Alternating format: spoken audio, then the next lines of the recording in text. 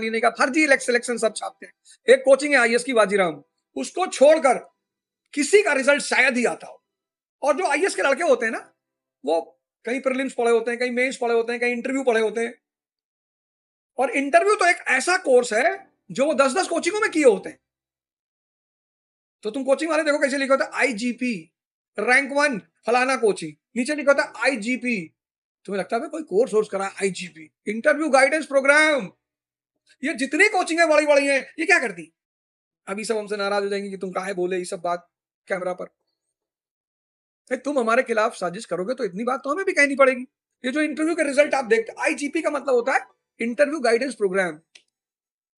और मैं बता दूं कि जितनी भी कोचिंगें हैं वो 2-3 चीजें देती हैं, उसको मैं मानता हूं। एक आपको शेड्यूल देती हैं, साल भर शेड्यूल में पढ़ाती हैं, डिसिप्लिन देती हैं, दिशा देती हैं, क्योंकि बहुत सारे टीचर बहुत अच्छा पढ़ाते हैं, एक से एक अच्छे अच्छे टीचर हैं, तो ये आपको डिसिप्लिन देती है, दिशा देती हैं, प्रैक्टिस करवाती हैं, आपको मोटिवेट रखती है। पर कोई कोचिंग ये नहीं कह सकती कि मैंने आईएएस बनाया है। ना कोई कोचिंग कह सकती है, ना कोई मास्टर कह सकता है। अब वो लड़का अगर किसी को क्रेडिट देता है तो वो उस लड़के की मानता है।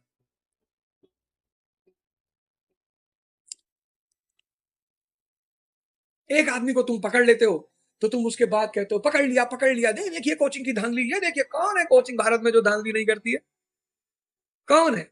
ये माया का सारा धंधा ही बेईमानी का धंधा है। ये सारा पैसे का जितना धंधा है वो सब बेईमानी का धंधा है। पैसा और ईमानदारी कभी नहीं। शादी और तुमसे पहले ऐड आता था, कभी नहीं।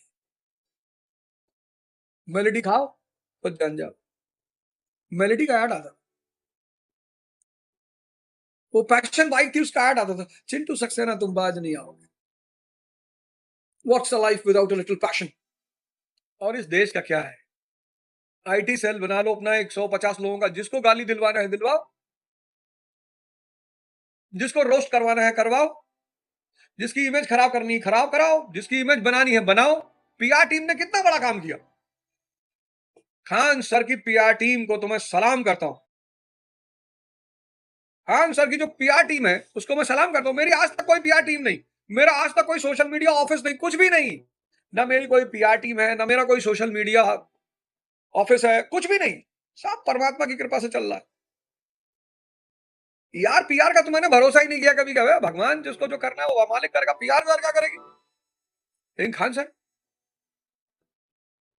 कि भाई हमारे यहाँ एक लड़की बर्तन मांजती है, वो आईएएस की तैयारी कर रही है। सर आईएएस की तैयारी करने वाला बर्तन मांजेगा ही नहीं, और अगर वो बर्तन मांज रहा है तो उसको तैयारी नहीं करनी चाहिए। अबे आईएएस की भैया जो तैयारी कर रहा है वो कम से कम 10th की मैथ्स पढ़ा लेगा, 10th की फिजिक्स पढ़ा लेगा, 10th की बायो पढ़ा लेगा कम से कम। और अगर वो 10th को नहीं पढ़ा पा रहा है तो आईएएस की तैयारी कैसे करेगा वो? पर जब मैं पहली बार सुना इस कहानी को कपिल शर्मा के शो में, किसी ने मुझे भेजा कि सर देखो सर, बर्तन मांजने वाले लोग पढ़ रहे हैं। मैंने सुना, मैंने कहा तो, और ये सब करते हैं, ऐसा नहीं खान सर कर रहे हैं। हाँ, खान सर ज्यादा कर गए, ज्यादा नाम कमा गए, आगे निकल गए, तो जो लोग आगे नहीं निकल पाए वो सब उनसे चिढ़ रहे हैं कि यार हम काहे नहीं आगे निकल पाए, हम काहे नहीं इतना पैसा कमा पा रहे हैं, हम काहे नहीं अमिताभ बच्चन के साथ बैठ रहे हैं, हम काहे नहीं भाई कपिल शर्मा के शो में जा रहे हैं। उस आदमी से लोग चिढ़ रहे हैं। आज की सच्चाई क्या है? आज की सच्चाई क्या है? उस आदमी पर हमला करके बहुत लोगों का नाम लोग जानने लगे कि भैया देखो फलाने हैं, ये फलाने हैं। अगर उस आदमी पर हमला नहीं होता तो बहुत लोगों को तो कोई जान ही नहीं पाता कि ये भी टीचर है। आप ये जान लो, ये पूरी कोचिंग इंडस्ट्री में कोई भी दूध का धुला हुआ नहीं है। सब इस पूरी, अभी एक बड़ी फेमस कोचिंग है, बहुत फेमस, भारत की सबसे बड़ी कोचिंग है, 7 लाख का जुर्माना ठोका गया उसके ऊपर गलत प्रचार करने के लिए।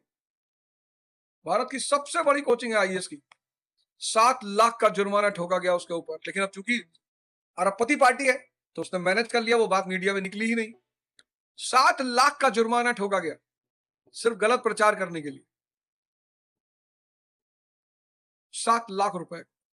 ये जो पूरी, जहां भी इंडस्ट्री शब्द लिखता है, जहां भी ये शब्द लग गया इंडस्ट्री, वहां आप समझ लो कुछ ना कुछ गलत तो हो ही रहा। सब कर रहे हैं, सब कर रहे हैं, सब। ऐसा कोई है ही नहीं जो ना कर रहा हो। ऐसा कोई